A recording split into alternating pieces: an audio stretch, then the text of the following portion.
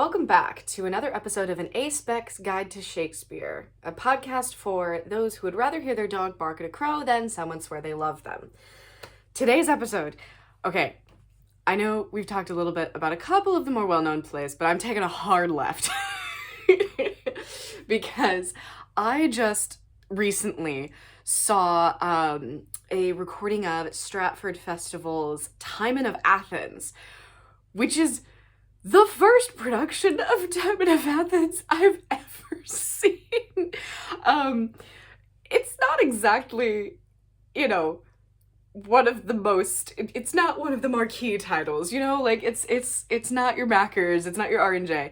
And the way I had kind of been, the one time I heard someone like kind of talk about Timon of Athens, it was sort of the rich guy is very generous, his friends all forsake him when his debts come due, and he becomes a misanthrope and he hates everybody, and then he dies, right? And that was kind of it, and I was like, what?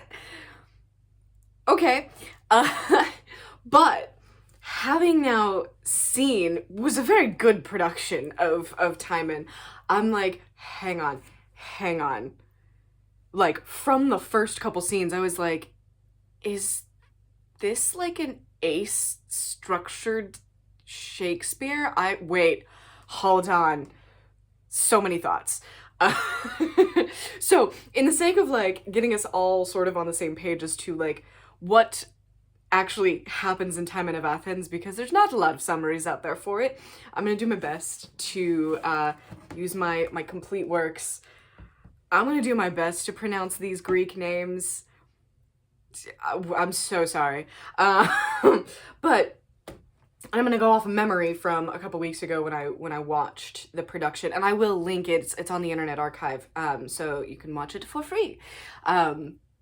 It's a good over 2 hours, but it's very, very, very good. And so here we go. So Timon of Athens, little summary.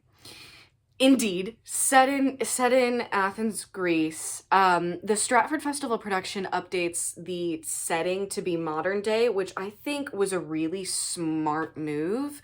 One of the things I love about updating and like changing, relocating the setting of Shakespeare, both in time and place, is it can help. And Timon, this production of Timon is a great example of this.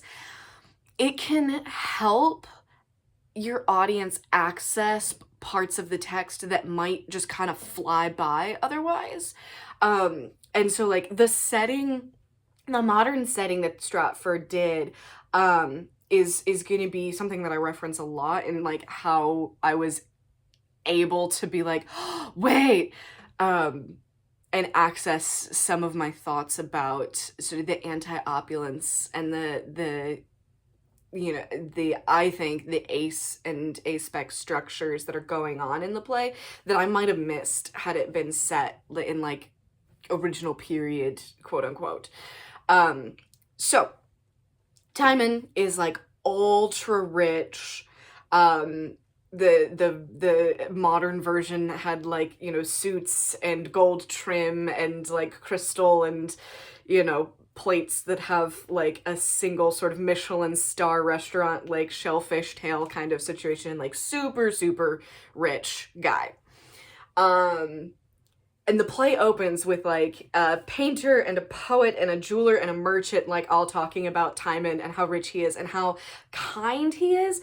I put that in air quotes because after I do the summary, I'll get into why I don't think Timon is actually being like altruistic and kind and generous.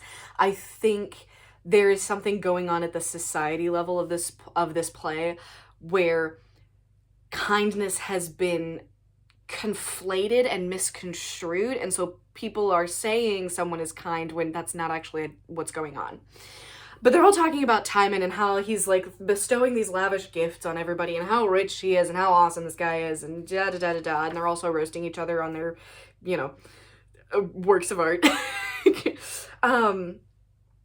And then Timon comes in and he's got some rich friends with him and they're all talking about, Timon starts giving away some gifts like hunting dogs and a diamond ring and stuff. he Timon gets a letter from like a friend's son that's like, hey, I'm in debtor's prison. And Timon is like, oh yeah, I know your dad. He's a great guy. Here, I'll pay your debt to get you out of prison. It's like, okay. Everyone's like, oh, Timon's the best. He's getting people out of jail. Um, and then this literally old Athenian, it's just, that's the character's name, comes blazing in being like, listen, I'm angry because one of your servants is trying to marry my daughter and she deserves a better, like, he's too poor to marry her, essentially, is like his whole reason for why he's mad. And Timon is like, okay, well, the servant's name is Lucilius, and he's like, hey, Lucilius, do you like this girl? Like, do you love her? And Lucilius is like, yeah, a lot. And and she loves me too, I know. And the old guy's like, but no, he can't. Very, very Aegeus in Midsummer sort of vibes, except there's no like competing lovers. And so Timon is like, well, if you love each other and the problem seems to be your lack of wealth, here you go. And he basically just like buys his servant into like a higher status. And kid you not, the old guy is literally like, oh, okay, then it's fine, they can marry. The most noble lord, pawn me to this your honor, she is his. That's it. So okay. And then Flavius, the steward for Timon's household, like comes in a panic and is basically, he tells the audience like, Timon is giving out of an beyond empty cup. Like he's borrowed so much and all of his debts, I swear they're gonna come due, but he won't listen to me. Like I've tried to warn him that like he has nothing more to spend, but he keeps borrowing money and like digging himself deeper into debt. He's not listening to me, but I have to make him listen because these debts are about to come due. And then sure enough, the debts come due. Timon gets mad at Flavius, his servant, who's like, dude, I tried to tell you, you weren't listening. Timon's like, well, try selling my land. And Flavius is like, it already is. Like, there's nothing left to dig you out of this.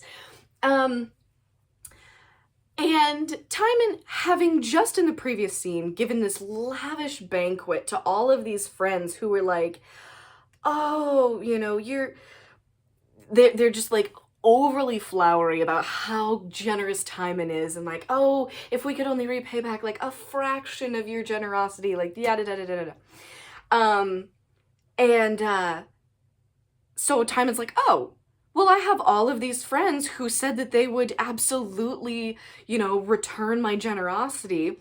Go send some messengers to all of them to like help a guy out. So he sends messengers to like, I think like 4 or 5 lords show up on stage at different points. And they all say no for various reasons. One's like, I'm sick. You know, the last one, his excuse for not giving Timon money was literally, like, you wrong my honor by not asking me first. So therefore, I'm not going to help you. Like, super petty. And so Timon's debts all come due. He basically, I guess, like, files bankruptcy or something. And let's say goes off the deep end. So, you know, like a super reasonable person, when all of his debts come due, he runs out into, he literally forswears humanity. He gives like one final like farewell banquet where he like serves everybody, I think like muddy water, and like just absolutely screams at all of these friends who like, yes, were very terrible to him and like shallow, flaky, did not help him out. And he like reams them up one side and down the other, and then like runs off into the wilderness into a storm. And like that's it. And so he goes off. His friends are all like, well, that would, what the heck? And the servants all like scatter, and Flavius decides that he's gonna go like try to take care of Timon, even though Timon has like sworn off all humanity and will spend the rest of the play cursing everybody, just for being human. And so he goes off in the wilderness. There's a subplot of a general Alcibiades who was at the banquet, was one of sort of Timon's friends, but gets banished from Athens for trying to save the life of one of his soldiers who like got in a duel for honor, and the senators are like, death penalty. And he's like, he did so much overseas service for you guys, you're just gonna kill him? What the heck? And they're like, banished. And he's like, okay, fine. I'm taking my army with me, and we're gonna come back with force. So now the senators are panicking because the only person who could possibly, like, talk Alcibiades out of attacking Athens is Timon, but Timon is vanished out in the wilderness, and, like, nobody can find him. And, out in the wilderness, Timon is digging around trying to find some, food. He's looking for roots. And in the process of digging the ground, he finds buried gold. Because of course he does. So he has a whole speech about how it's like like the worst poison on humanity, and humans are awful and all this. And this guy, oh, I'm gonna try to find his name. Epamantis, I think, shows up. Now, Epamantis had been present at the dinner. He shows up to the banquet with his own food and his own water, refuses to eat any of the opulent food that Timon serves, refuses any gifts from Timon, is roasting all of the rich people the whole time. And comes across Timon, who has just dug up all this gold. They yell at each other. Epamantis tries to give him some food, because he's clearly starving. And Timon is like, nope, throws it back. And so Epamantis is like, well, bye, I guess, and leaves. Flavius finds him, also gets yelled at. Alcibiades and his soldiers come through. Again, try to feed him, try to feed Timon, try to help him. Timon's like, nope, you're people, therefore bad. And so he, like, throws a bunch of gold at them, which Alcibiades is like, well, I do need to pay my soldiers, so thanks for helping me take care of my people. I wish you would let me help you, but clearly you don't want my help, so bye, I guess. And then the senators, there's, like, a couple other groups that, like, come in and out, like, people who, oh, Timon has more gold, so they, like, go to Timon to get more gold, and he, like, throws at them and yelling curses, and they're very confused. And then the senators, in a panic, because Alcibiades is attacking Athens, come to Timon, and are like, please help, and Timon's like, you're humans, so no. And then Timon dies, because it's one of the tragedies. Alcibiades gets, like, into Athens, or like to the walls of Athens, and the senators sweet talk him out of razing the city to the ground, and so, like, the play ends with them eulogizing Timon and Alcibiades being like, okay, I will take revenge on the people who banished me, but I won't raze the whole city to the ground. And the way that it ended, I was like, yeah, but I feel like the senators are probably gonna weasel their way out of it somehow. So that's sort of what happens in Timon. Now, the couple things that have me just fascinated as far as, like, an Aspec lens of the play is, again, my sort of, like, outside reputation, like, the sort of general reputation I'd heard of Timon was this sort of, like, oh, the message is that, like, if you're generous, people will take advantage of it and then, like, leave you out to dry when you need help. And, like, having now read the play, I don't think that's what Timon of Athens is about. What came through for me was that it's like, no, it's about a society that is so addicted to opulence that it has forgotten what kindness and actual generosity look like, for the most part. I think Flavius has a moment where he shows like true generosity, and then like Alcibiades, I think, does as well. But for the most part, I'm like, no, all of these like ultra rich characters have no grounding in what actual generosity looks like. They're just all giving each other rich, expensive gifts, but they're not actually helping anyone, including themselves. And like Apemantus, in a in the banquet, there's this huge banquet, and Apemantus refuses the rich like dinner that Timon has served. He's like, nope, I have my roots, which in the Stratford Festival version was just a bag of carrots. And he's constantly just like calling them out on like, yeah, this isn't really generous. This show of wealth isn't really like, yeah, sure, whatever, dude. I scorn thy meat, 'twould choke me, for I should ne'er flatter thee. Oh, you gods, what a number of men eats Timon, and he sees 'em not. He's like, he's seeing right through all the sort of show and like artifice that's going on with all of these, the rich lords. And then like, they have some dancers come in, and, they have all of these women come in dressed as like Cupid and Amazons. And everybody at the party gets up to join the dance except for Apemantus, who's like, no. Which, that reads as a pretty strong ace resonance for me. So yeah, I don't think that Timon or any of the lords that he's with are actually engaging in like kindness and generosity. Like, okay, yeah, getting the guy out of debtor's prison, sure, but he was a friend of one of Timon's, he was a son of one of Timon's friends. So like, he's not like starting a bail fund. He's not, contributing to mutual aid networks. He's just getting his friend's kid out of debtor's prison. So gray area on how altruistic that actually is. And one of the points of like actual generosity to counterpoint that is when Timon's household like implodes and collapses and he runs off into the wilderness kicking and screaming.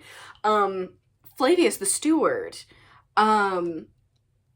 sort of has a little like debrief moment with the rest of the servants, who are all shell-shocked because they all just lost their jobs in a highly dramatic fashion.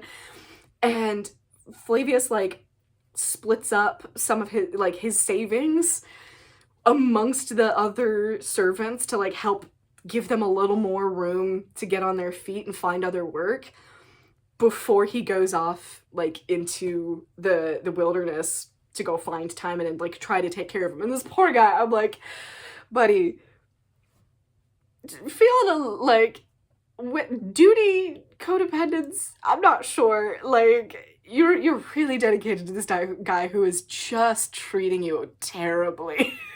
And like, he no longer is your employer, so like, you don't have to stick with him. Jeez. And then Alcibiades, like, oh my gosh.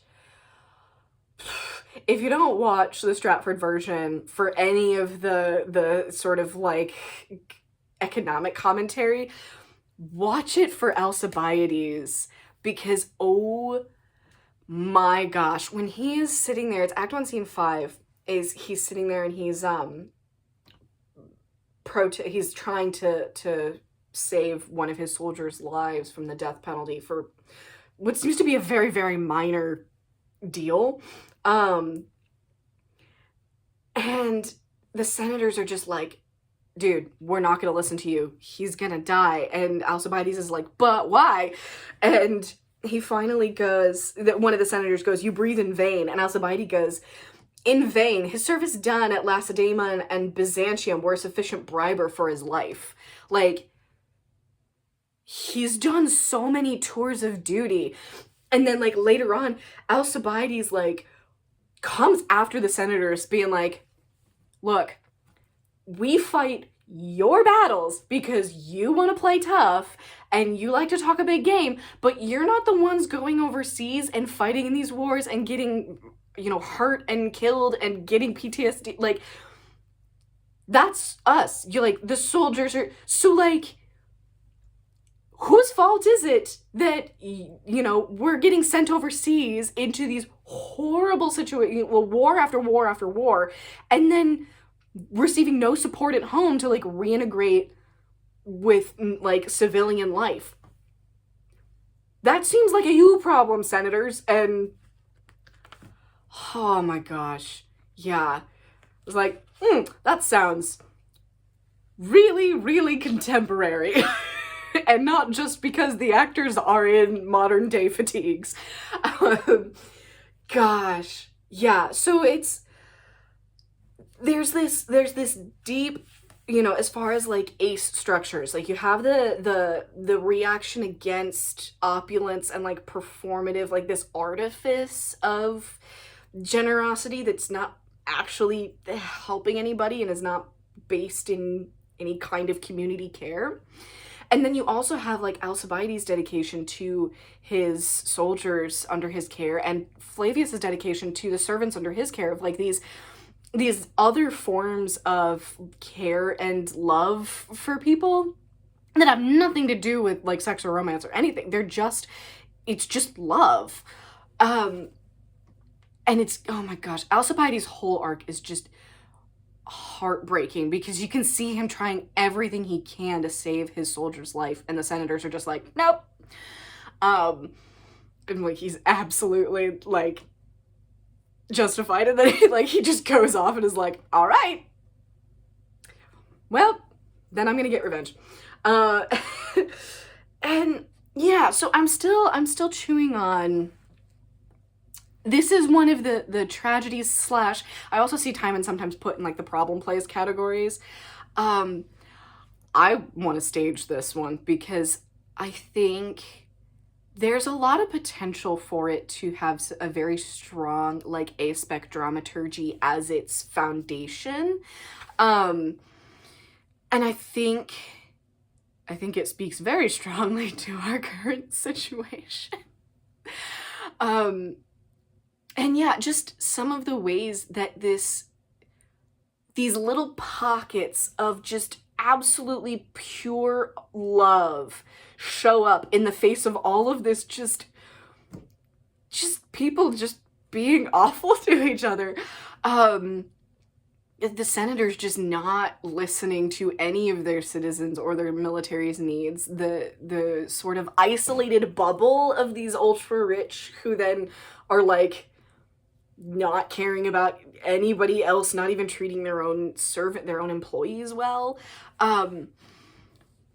Counterpoised with then those servants and those soldiers that are kind of stuck in these terrible situations, still choosing to just be kind, I think is something that I would love to dig into in like a full production, and just look at like how we can stage like these Aspec, these different kinds of love in this play that like doesn't get done very often. And I'm like, I'm really curious as to why, because I'll link the Stratford Festival version down below because I'm fascinated with this play. I'm really, really curious to like keep digging into it and keep uncovering, you know, points of, you know, you have Epimantis' sort of like snarky, he does kind of have some stuff that like lives in more like misanthropic realm rather than like, I think, than like ace realms and arrow realms, but he does have some commentary on things that I'm like, yeah, that has some Aspec resonances to it. So I'm interested to keep digging into this.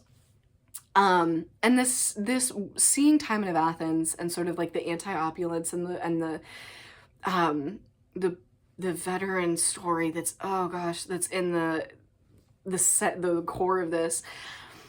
The next few episodes are going to be talking about sort of that tension between like opulence versus like alternative aspec forms of theater, and like next week I'm gonna do an episode that I had written a while ago, that was sort of like my really, really initial thoughts on this. So I'm gonna be drawing from Isma Gwendolyn's work. They have an awesome essay on how opulence is a drug. I will link it in the show notes. But yeah, the next few episodes are going to be continuing to like chew on this idea of like how aspec dramaturgies and aspec ways of being can inform like some alternatives to like the very, very mind and emotional numbing of opulence, and how I think specifically like the outdoor Shakespeare style can be very useful in partnering with aspec forms of theater, and how that I think can rebuild some of the connection that we've lost in very similar ways to the connection that some of the characters in Timon of Athens have lost, and using aspec theater as a way to avoid the tragedy of Timon of Athens, learning from history instead of repeating it.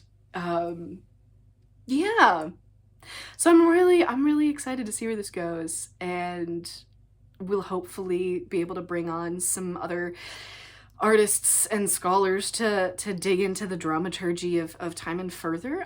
But for the meantime, we're gonna tackle some broader like theory stuff, and then we'll jump into some other plays in a few episodes. So can't wait to see you in the next one.